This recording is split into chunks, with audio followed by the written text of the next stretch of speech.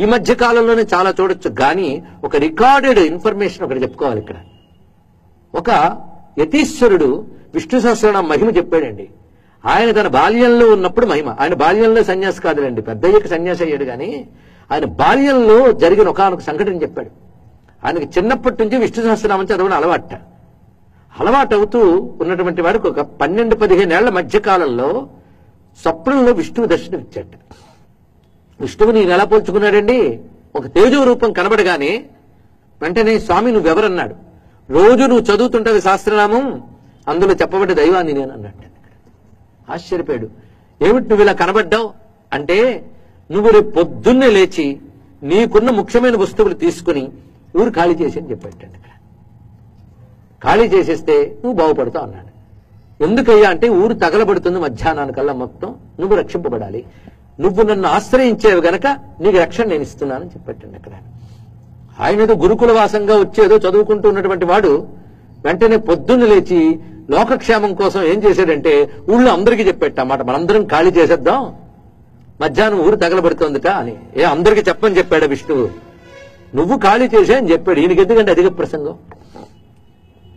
ఏదో ఊరికి ఉపకారం చేద్దాం అనుకుని వెళ్ళి నాకు ఇలా కలొచ్చింది, మధ్యాహ్నం ఊరంతా తగలబడిపోతుంది, మనందరం ఖాళీ చేసేద్దాం అని చెప్పేట.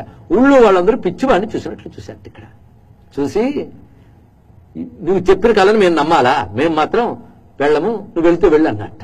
సరే నేనైనా కాపాడుకోవాలని విష్ణువుని నమ్ముతానని చెప్పి ఈయన తన యొక్క ద్రవ్యములన్నీ మూట కట్టుకుని కొంచెం ఊరి పొలిమేర దాకా వచ్చి కాలుతుందో లేదో పరిశీలిస్తున్నట్టు. సరిగ్గా మధ్యాహ్నం అయింది. ఇతని కంటి ముందు ఊరంతా దగ్ధమైందండి మొత్తం కూడా.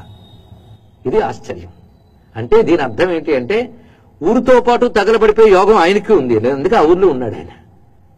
కానీ కర్మరీత్యా ఆయన అక్కడ తగలబడిపోయిన యోగం ఉన్నప్పటికీ కూడా విష్ణు సహస్రనామాన్ని ఆశ్రయించడం చేత సర్వభూతములకు ప్రభు అయినటువంటి ఆయన తనని ధ్యానిస్తున్న కుర్రవాడిని అనుగ్రహించడం కోసం ఆయన స్వప్నములో కనబడి ఆయన ఒక్కడిని రక్షించాడు. మిగిలిన వాళ్ళందరూ తగలబడిపోయే యోగం ఉంది కనుక వాళ్ళకి చెప్పినా బుద్ధి ఎక్కలేదు, వాళ్ళు తగలబడ్డారు. ఇది తెలుసుకోవాల్సిన ప్రధానమైన. దీన్ని బట్టి విష్ణు సహస్రనామం ఎలా రక్షిస్తుందో నా జీవితంలో తెలుసుకున్నా అన్న యతీశ్వరుడు సభలో చెప్పాడు. అది విషయం. ఇలాంటివన్నీ జరుగుతాయి.